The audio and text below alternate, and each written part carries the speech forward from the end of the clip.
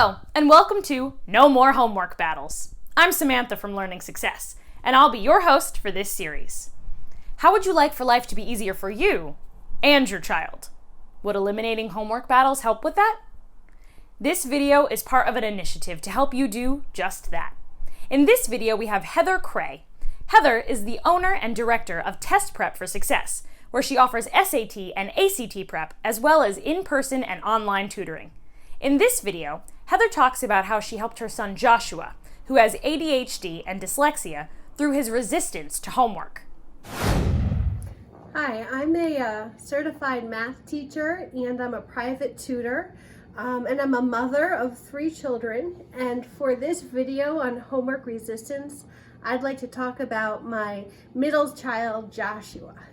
Joshua is a very bright boy, very curious, but he does struggle with ADHD and dyslexia, and he has some challenges with short-term memory and some sensory issues. And you can imagine when this kid was in 2nd and 3rd grade that homework was not fun for him.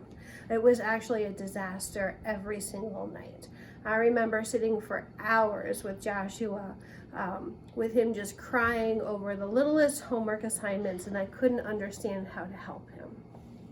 We went and talked to his teacher in 2nd grade. She said that homework should only take 20 minutes. They used that formula, 10 minutes per grade per night. So 2nd graders got 20 minutes and 3rd graders got 30 minutes and so on.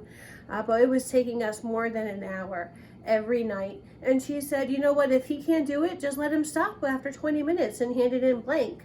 My husband and I were not comfortable with that because we felt like it would be giving him a bad habit for life. So we tried some other things. We always sat with him.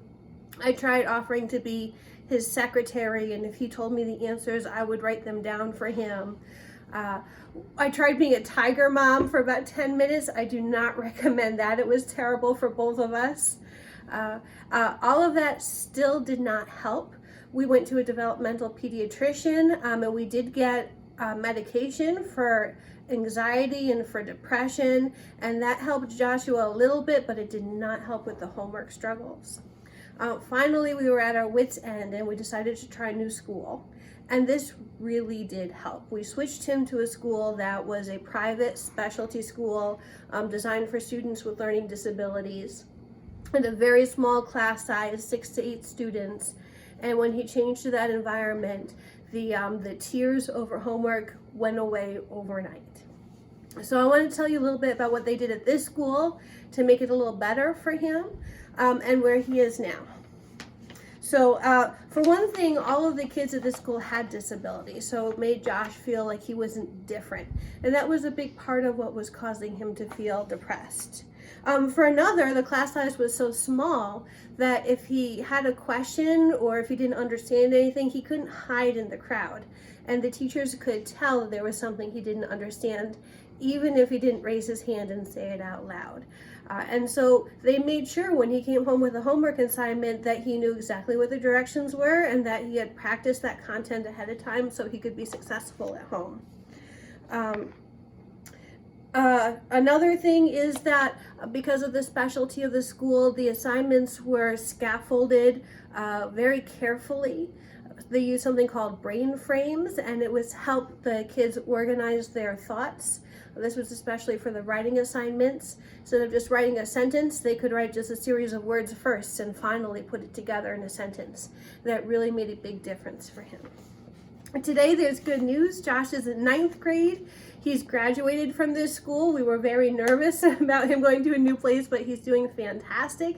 He's actually in an advanced math class and in college prep for his English and American Studies classes. And he doesn't always know how to do his homework. I asked him before we started this video what he does now, and he will either look it up in his textbook if he doesn't know a problem, or he'll ask his parents, or he'll wait until the next morning and he'll go talk to the teacher during homeroom. All of this can happen because he has more confidence now. Even when he doesn't know how to do something, he doesn't give up right away. His negative feelings don't overcome him, and he's able to use the strategies he knows in order to get the answers that he needs. As a tutor, I see this all the time with the students who come to me for their math homework. What I try to do is start with them right where they are on the homework that's due tomorrow. We do it together. I never write on their paper, I write on my own paper. And by the end of the session, usually I can stop writing entirely and they can take it from there.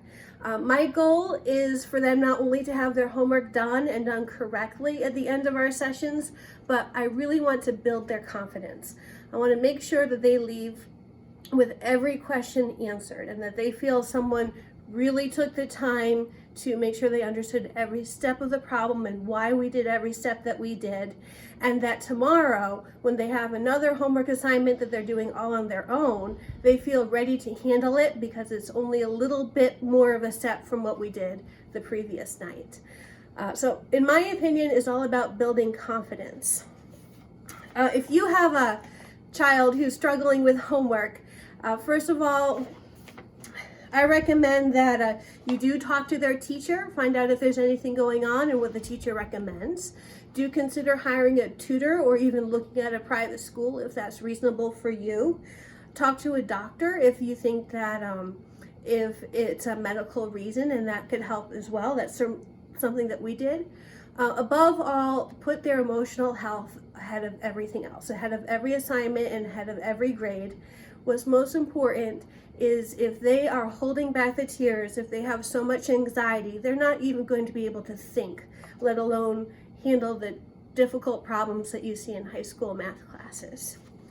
But if you do help your child grow in confidence, if you get them what they need to be successful on a few assignments, then you should start the positive cycle of watching their confidence grow. And as that happens, they should be able to help themselves. Thanks, Heather. It certainly is good to rule out what doesn't work first.